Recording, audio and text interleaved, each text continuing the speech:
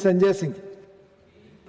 धन्यवाद मान्यवर, आपने इस महत्वपूर्ण बिल पे मुझे अपनी बात कहने का मौका दिया। मान्यवर, मैं इस बिल के विरोध में अपनी बात कहने के लिए खड़ा हुआ हूं और उसकी सबसे बड़ी वजह यह है कि जब हम लोग राजनीति में आए तो हम लोगों ने प्रख्यात समाजवादी नेता डॉक्टर राम मनोहर लोहिया जी को पढ़ा, जिन्होंने नारा दिया, सोशलिस्टों ने बांधी गांठ, पिछड़े पावे 100 में 60। हम लोग बाबा साहब डॉक्टर भीमराव अंबेडकर जी को पढ़ के आए, जिन्होंने नारा दिया, समाज के वंचित और शोषित व्यक्ति को उसका अधिकार मिलना चाहिए, नौकरियों में आरक्षण मिलना चाहिए।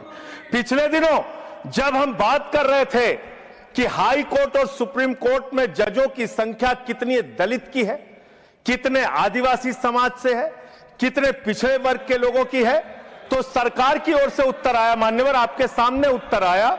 देखिए, पिछड़े दलितों की बात होती है तो रोकना शुरू कर देते हैं।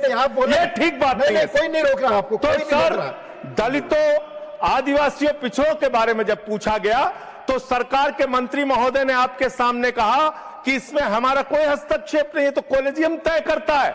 लेकिन आज जब ये बिल मैं पढ़ रहा था, इस बिल के अंदर जिसमें आपने पूर्व जजेस को अधिकार दिया है, जिसमें आपने पूर्व टेक्निकल पर्संस को अधिकार दिया है, जिसमें आप तमाम 16-17 ट्रिब्यूनल्स बनाने के लिए जा रहे हैं, उसमें कितने आरक्षण आपने दलित वर्ग के लोगों को दिया, आदिवासी को दिया, पिछड़े को दिया, ये आपके माध्यम से मैं सरकार से पूछना चाहता हूं। मान्यवर, एनसीएलटी जो सबसे बड़े विवादों में घिरा हुआ है, उसका अधिकार आप अपने पास रखना चाहते हैं।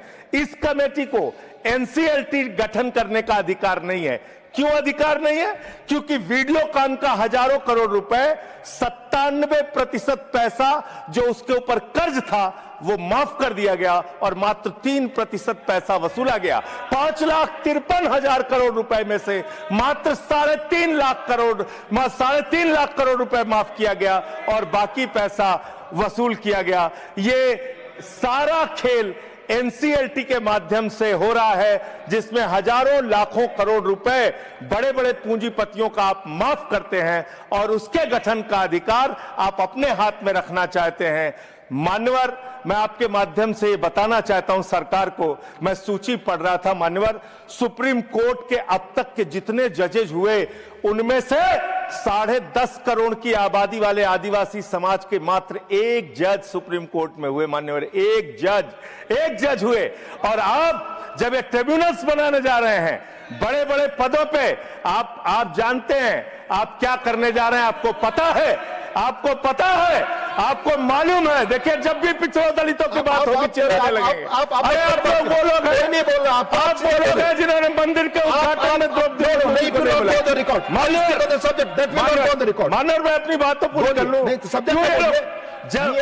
सब्जेक्ट पर ही बोल, ये तो फैक्ट है ना सर, ये तो एक फैक्ट है कि आज तक सुप्रीम कोर्ट में सिर्फ एक जज आदिवासी समाज से हुए हैं। इस जज को आप नकार कैसे सकते, इस फैक्ट को आप नकार कैसे सकते हैं? खत्म करो सर, 30 सेकंड और, थैंक यू सर, 30 सेकंड और, बोलिए 30 सेकंड।